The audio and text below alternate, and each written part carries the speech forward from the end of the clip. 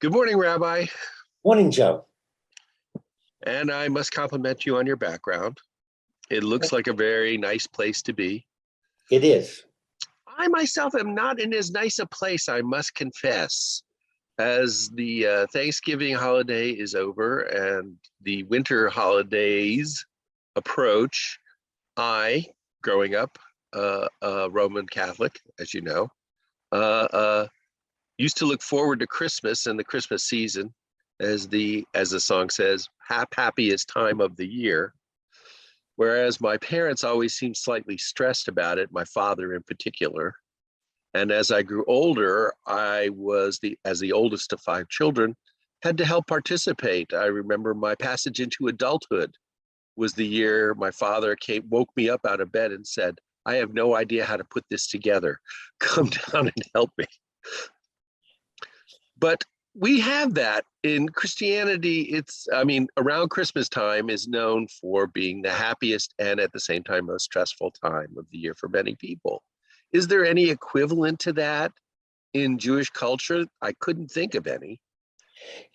It's neat that you complimented my background, because a lot of us find that the red rocks, the mountains, the clouds, there's a calming effect to nature. And the calming effect is in our own minds. There's nothing about looking at beautiful scenery that has a medicinal effect. The effect is how we view it and how we think. And I think you're spot on when you mention holidays. Holidays in Judaism create the same anxiety, but the holiday doesn't create anything. We create it, we make it difficult, we set standards, we listen to other people, we watch television, we watch movies, and we sit there and go, oh, my family, oh, I wish my family was like that. Or is that a great Thanksgiving on the Hallmark Channel, and yet in my family there's bickering or people taking issue, and we set the stage for stress by buying into what doesn't exist. I love Disney. I loved years and years ago going to Disneyland in California, 40 odd years ago. Yeah. I enjoyed going to Epcot in Florida and Disney World in Florida. All of those were great imaginary places, and it's fun. However, we often mistake the imaginary for the real and think that we can create a Disney Christmas, a Disney Thanksgiving. And therein, Joe, lies the problem, that we are the source of our own stress. Because rather than looking at the holiday of Rosh Hashanah and saying, we're going to have the family over for a meal, and it's my family, and there are going to be some topics people may bring up. We want it to be pleasant, and it will be pleasant. However, someone may say something. Someone may make a comment about what I'm serving, that it was better last year, or that Aunt Minnie made better tzimmus.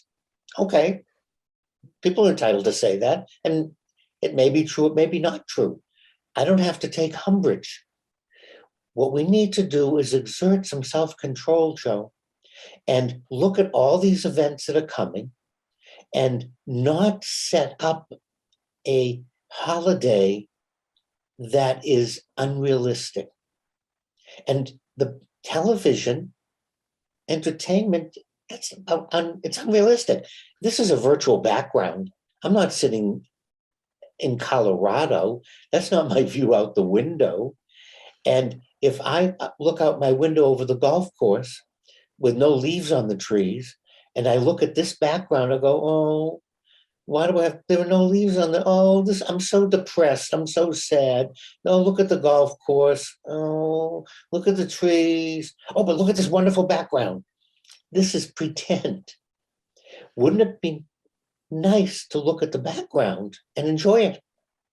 Well, we could all have Christmas in Montana or Colorado, I suppose, although I noticed there's a lot more snow in my sister's backyard pictures this time of year.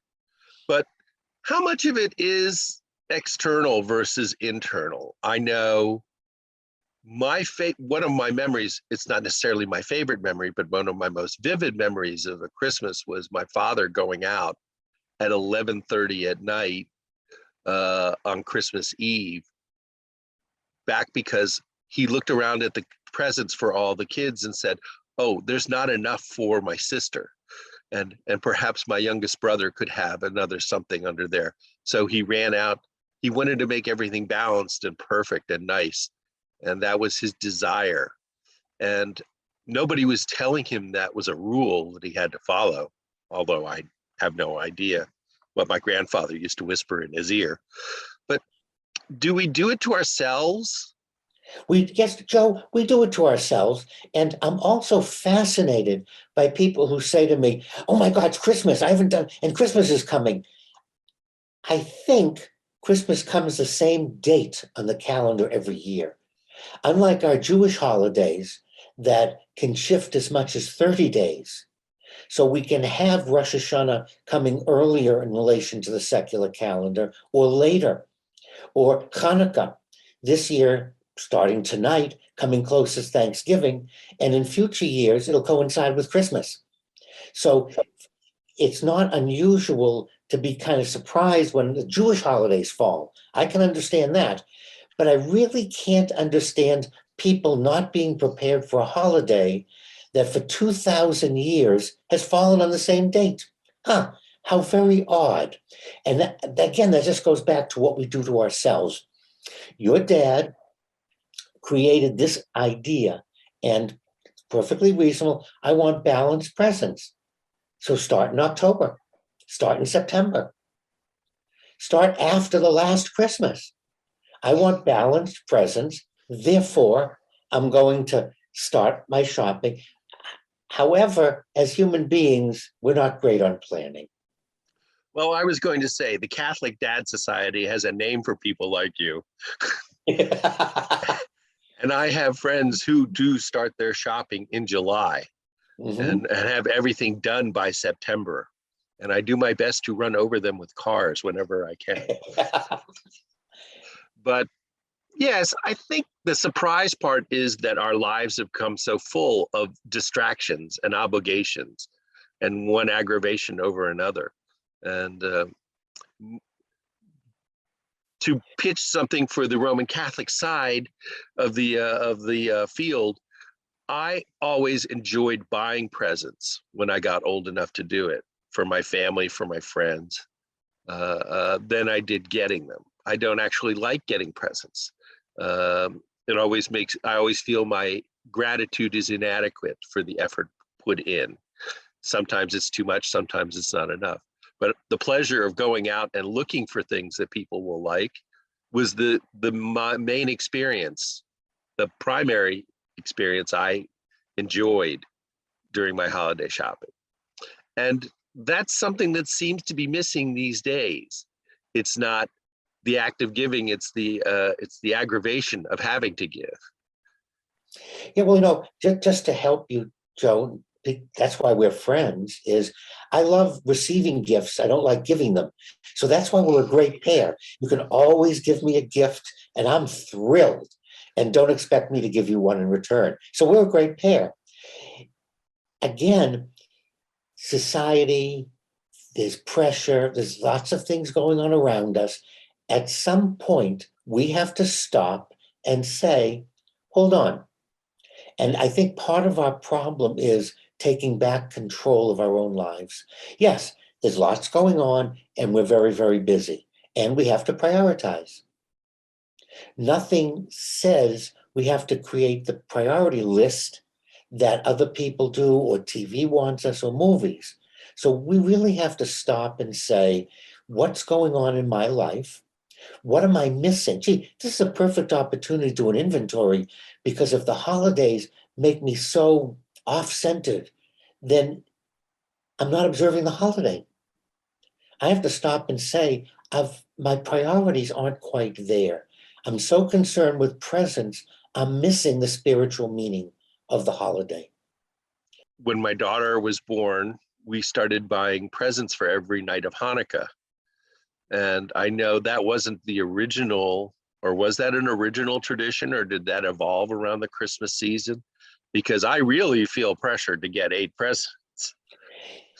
Originally, you gave a coin on each night, just something that, or small present, something to be festive. The commercial pressure of Christmas has put pressure on Hanukkah to be more elaborate. The idea was some type of a token. Purim is the holiday when you're supposed to give presents, not Hanukkah, religiously. But 8 nights, you'd give a coin or a small gift. However, it's just grown into gift giving. And again, we're doing the same thing. What's the holiday about? Does it enhance the holiday? If I'm not happy, then why am I giving gifts? The idea of giving gifts is to make us happy, to make us rejoice and have a good time. If it's not doing that, then we have to stop. We have to stop. And we have to be willing to say, I don't buy into the Hallmark Channel. I don't buy into the Waltons. This is not realistic in terms of a family. And we can have a good time and we can be happy with who we are and what we're doing. And I'm just letting these other things in. And so it's time to take back control of our own thoughts, of our own feelings. Well, one gift I'm always grateful for, Rabbi, is our conversations. I look forward to them. I always enjoy receiving them and being part of them every week. So thank you once again. And thank you, Joe. And tonight's the first night of Hanukkah, and I'm looking forward to your present for me.